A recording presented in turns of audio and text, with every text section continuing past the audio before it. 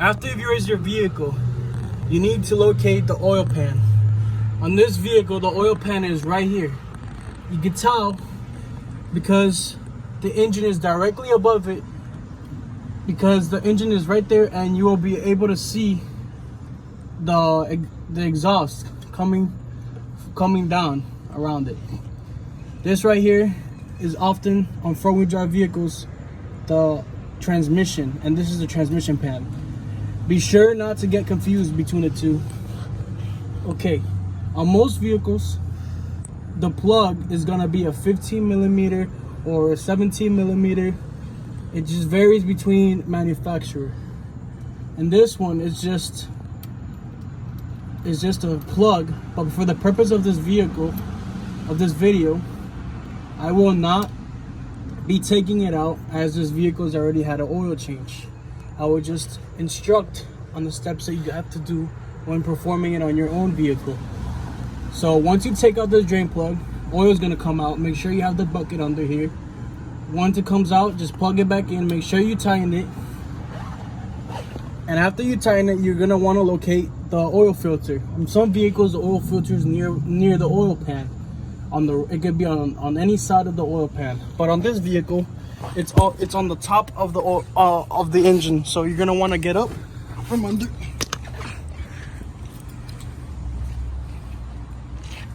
Right here, this is where the oil filter is. So while you're doing your oil change, you want to make sure you change the oil and the filter. On most cases, these are gonna be a 24 millimeter socket. So you're gonna want to grab your socket with an extension and your ratchet. Take it out from here. It's gonna be in a cartridge, and you're gonna take it out. Take it out and replace it with the new filter. Once you've done it, you're gonna screw it back on and make sure it's pretty tight on there. Well, when that's on there, and you already tightened the bottom and you already put the filter, you're going to want to go ahead and pour in your oil. Make sure to know the capacity of your vehicle's oil per the manufacturer. You can also find this information on Google or on your owner's manual. So you want to go ahead if you want. If there's not enough space to do it so you don't spill it, you can also use a funnel to help you, so make sure you get on it. For the purpose of the vehicle, I'm not really going to put transmission fluid on the engine because it will ruin it. I'm just going to demonstrate. So you go ahead, take your oil out, you pour it in, fill it up. This vehicle takes approximately 5 quarts of oil, including with the oil filter. After you've done that, you're gonna take everything out. You're gonna close your cap, make sure it's on there good.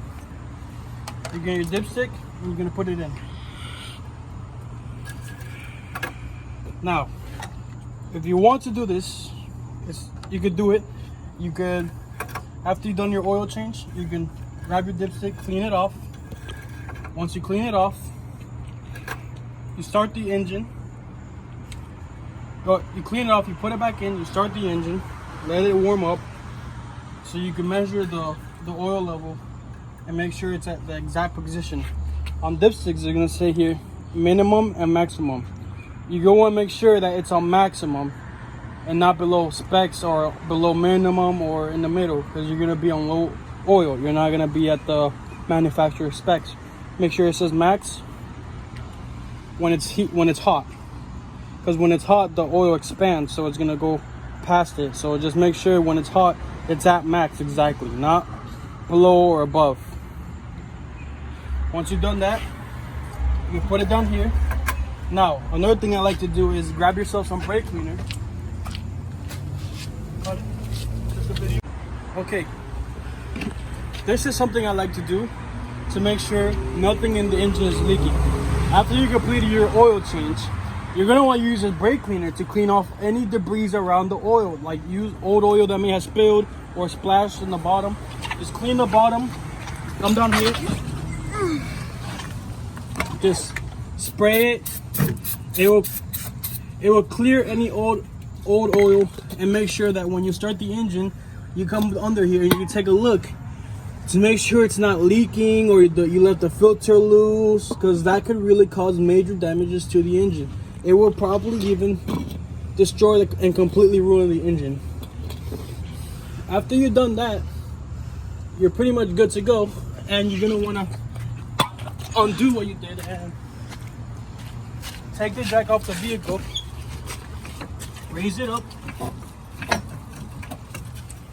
Once you raise it up,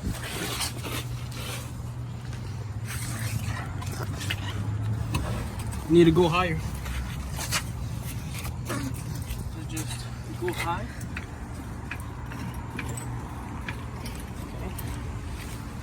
Done high enough that the car is off the support.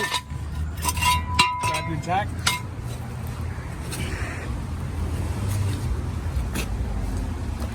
And you're gonna want to lower this. Carefully lower the jack. That's enough. Okay. There we go.